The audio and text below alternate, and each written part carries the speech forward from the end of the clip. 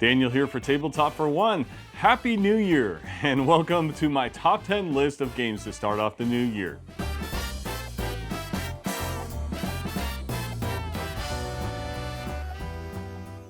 And I thank you for joining me tonight. Now, there's a lot of games in my collection. There's a lot of games to choose from. I have so many on my shelf of opportunity, and I've had some review games come in. I've had a lot of games come in at the last moment for last year. And so as we're moving into the new year, I'm starting to think about my top 10 list of 2023, and I have a lot of games to play. And so I have this list of the top 10 games I'm going to start off with the new year. Now, some of these are from prior to 2023 because I want to play them. They're either old games that are new to me or old games that I've had for a while and just want to play again. And so to start off the list at number 10, we have Atiwa. Now, Atiwa is one of the latest games from Uwe Rosenberg, and I was kind of late to the party on this one. I actually haven't played it yet. Now, Atiwa is a farming game that involves bats, and so it's this really interesting game. I love Uwe Rosenberg farming games. I have Caverna, and I have several others, and I love his design, especially his advanced level designs, and so I'm really looking forward to playing this. I don't know why I haven't played it yet. Maybe it's just time, but I love his games. You know, Orion and Burger Canal that also came out this year is one of my top games and for this year, and I just absolutely love that. So I don't know why I haven't tried this one yet, but I'm going to give it a shot here this month. And so Atiwa comes in at my number 10. And so we'll move on to number 9. Number 9 is designed by Friedman Freeze, which you would know from Friday, a famous solo game, a game I actually didn't like, but I have been looking into some of his other games, and I have Findorf, which I played once and enjoy, and then I have Faiyum. Now, Faiyum is one that has come recommended to me by friends on Facebook. And so Faiyum, I don't know what it is. His games, I'm sorry, are often very ugly to me. And they're just not very visually appealing to me. But I tend to like the mechanics of his Euro games. And so I'm looking forward to trying out Faiyum.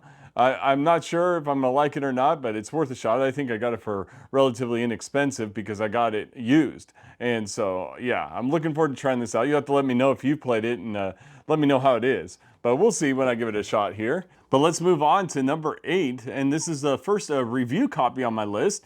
And it's called Gathering Gloom. Now, Gathering Gloom is this very interesting game about being the monster. So you can be the wolf man, the vampire, or the crazy scientist. So you get to be the monster. This is kind of like a deck building game with movement around the board and that sort of thing. You actually recruit townsfolk who the townsfolk are they're stalking you or investigating you and coming up with evidence, and so you can actually recruit them and enthrall them or whatever to becoming your minions. And so this is a very interesting looking game. I haven't played it yet. I've read through the rule book, but everything in the rule book tells me that it's something that I'm going to enjoy, and so I'm looking forward to getting this on the table. It's got just a different art direction than I normally gravitate towards. Like I said, what looks really good is what's in the rule book and the way the game plays. So hopefully it plays as good as it looks, but definitely looking forward to getting this to the table. All right, and on to number 7. And now this is the first expansion that's on my list, and that is Orleans Invasion. Now, I already own Orleans, and if you've seen some of my videos prior, I talked about getting the Geek Up bits for Orleans, and so I was really excited to receive this for Christmas. And so this is the solo co-op expansion for Orleans. I had previously been playing Orleans two-player, two-handed solo against myself, but now I've got the solo expansion, so I'm looking forward to giving this a shot. Orleans happens to be one of my favorite Euro game of all time, and it's just a fantastic game. It's so unique, so well done, so well designed. I can't speak enough about Orleans. I think every solo gamer should have it. We'll see how the Orleans solo scenarios stand up to it, but I hear they're difficult but fun. So we're going to give this a shot real soon here. And now for number 6, we have a game that the theme puts me off, and I'll explain in just a moment, but I saw this, it looks fantastic, and I wanted to make a tutorial solo playthrough for it, and so it is called Deliverance. Now, Deliverance is a Christian-made game, and it's about angels fighting demons and that sort of thing. This is a review copy. I requested a review copy, and they sent it to me. I wasn't expecting them to, but they did. So I'm going to take a shot at it and make a tutorial video out of it. Now, the theme turns me off a bit, being a former Christian myself and having a lot of pain in that background. But I thought I'd give this a shot, and we'll see how it is. I've heard a lot of good things about it, but I'm eager to get it onto the table. All right, and so the next game on my list at number 5 is a game that I think got like Game of the Year, and this game is called Dorfromantik. Now, Dorfromantik is a tile laying game. And, I wasn't sure when it came out that I would need this game. Well, I don't need any game, but that I would need it in my collection because I have a lot of tile laying games. I have Cascadia, and I have so many others that I have so many tile laying games. I guess I really like them. But anyways, I heard so many good things about Dorfromantik, and I heard they have unlockable stuff, and I like that idea. I like the idea of, reaching for certain goals, and the goals let you open up boxes and unlock new content, and then you try for more goals and stuff like that. So I love that idea, and apparently it has it in this game. I've kind of opened up and looked through, but I haven't looked through those secret boxes. So I'm looking forward to playing this game, but I'm going to make a tutorial solo playthrough first. And so I'll kind of experience it for my first time while on camera. It'll be a little bit interesting because normally I play games several times beforehand, but I think I'm just going to play it right out of the box. So we'll give it a shot there. But Dorfromantik is a tile laying game. It's all about achieving certain goals and laying out tiles in certain patterns and that sort of thing. And I never played the video game either. I guess there's a video game for it, but I'm really looking forward to it. I love tile laying games, like I said, so this will be a great one to play. All right, so number 4, we're moving on from angels and demons, from werewolves and vampires, and we might as well have some zombies, right? So here is the Marvel Zombies X-Men Resistance box. I guess this isn't an expansion, this is more like a standalone expansion, but I haven't played this one yet. I've played the other Marvel Zombies box. I love Marvel Zombies. It's going on my top 10 list for 2023. Sorry for the spoiler there, but I won't tell you where it's going to be on that list, but Marvel Zombies is just a fantastic game. I love it. My previous exposure to to Zombicide is like second edition. No, prior to second edition. And so this is a good step up from it. There's just a lot of fun things going on for it. It's challenging, it's exciting. But the X-Men Resistance has the hero mode where you can play the heroes against the zombies. And so I'm eager to try that out. Yeah, I'm not sure if I'm going to just jump into that right away or just keep going with the zombie mode with the scenarios in here. I don't know. We'll see, but definitely looking forward to some more Marvel Zombies content. All right, coming up on number 3 here, and we have Scholars of the South Tigris. Now, Scholars of the South Tigris, I got a review copy of. It's the first time I got a review copy from Garfield Games, so that is kind of exciting. And, I wasn't sure about, trying out more Garfield games, but, with my positive response to Legacy of You, which I have a playthrough coming out soon, I wanted to try out Scholars of the South Tigris because some of my friends like Shane and Ryan have mentioned how much they enjoy this game. And so I'm really looking forward to it. And now I know it's on the heavier side and it's going to be really difficult to do a tutorial solo playthrough. Heavier games just take longer and a lot more brain power, but I'm looking forward to the challenge.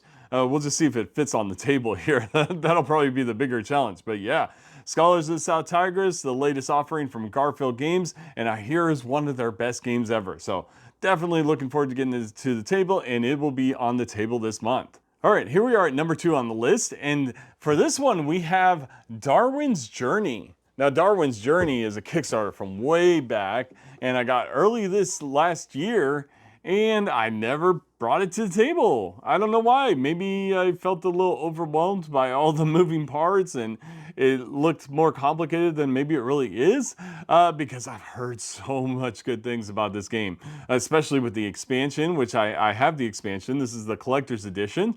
And so I don't know. I guess I'm going to try and get it to the table and see how it goes. Now, my hopes are kind of high. The hype is kind of high about this game, but I hear it's a good contender for a Game of the Year. So I got to give it a shot before I make that Game of the Year list, because it might make the top 10. but of course I'll have to play it a few times. So I'm going to get it to the table one of these days here this month, and I'm going to play it several times, and we'll see how it goes. All right, we are down to the number one. The number one game that I'm going to get to the table this month.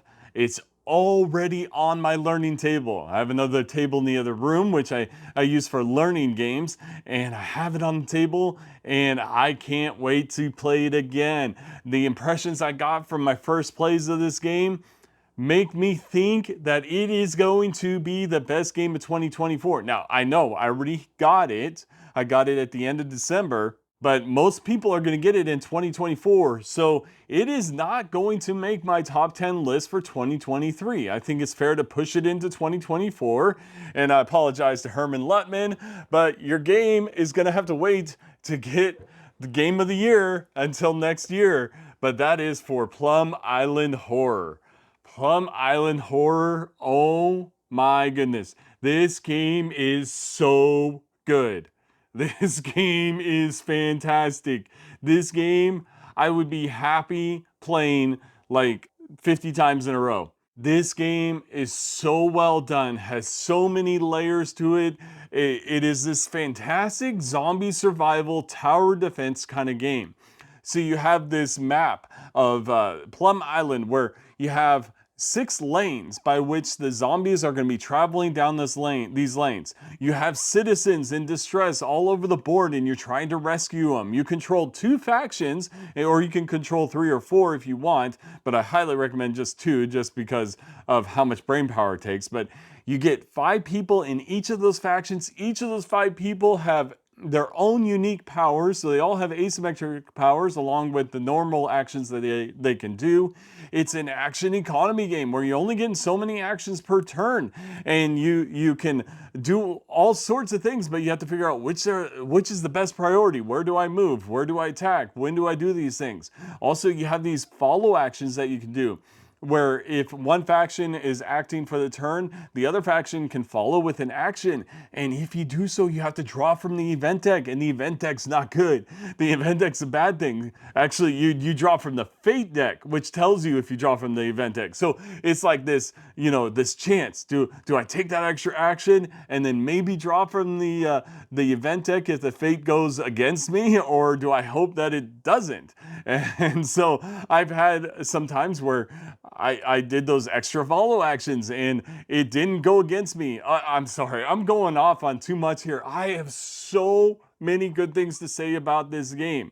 This game is highly, it's immersive. There's a ton of narrative that plays out as you play the game, as you're sending people to, repair bridges and repair the power and that sort of thing, scavenge for supplies. The draw from the fate deck and the draw from the event deck has you dreading, and like gets you intense as you draw in from the decks and wondering how is fate going to turn out for you. Oh my goodness, I can't tell you how fantastic this game is and how much thought was put into the design of this game.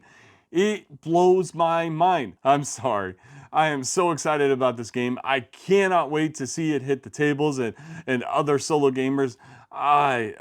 There's something special about this game. It's amazing. Now, bear in mind, I have not played Dawn of the Zeds. A lot of people have asked me, how does this compare to Dawn of the Zeds? I have no idea. And, maybe Herman would comment below the differences between the two, but I'm telling you, there's something wonderful about this game, and I can't wait to play it again. It's up, like I said, it's on my learning table. I'm going to play it again multiple times. I'm going to make a tutorial solo playthrough, which is going to be really hard for me to do because there's a lot of moving parts and it takes up a lot of table space, but I can't wait to show you. I'm going to give it a shot and we'll see what happens. But yeah, this one is the #1 game I'm looking forward to starting off the year with, and it's on my table right now. Maybe even after I get done recording, I might just reset it and start playing it again. And so there you have it. That was my top 10 list of games to start off the new year. Let me know in the comments below if you played any of these games or what you think of them, or if you have these on your wish list, or let me know your top 10 games that you want to start the year off. I'd love to hear them because there's so many games out there, so many good games out there, and I'm looking forward to hearing you guys play your own games because I want you to enjoy your hobby the way you want to enjoy it, and I can't wait to hear about how that's going to go. So do let me know in the comments below. Please also like and subscribe to this channel if you like the content you see here, and I thank you very much for joining me on Tabletop for One. Have a great night.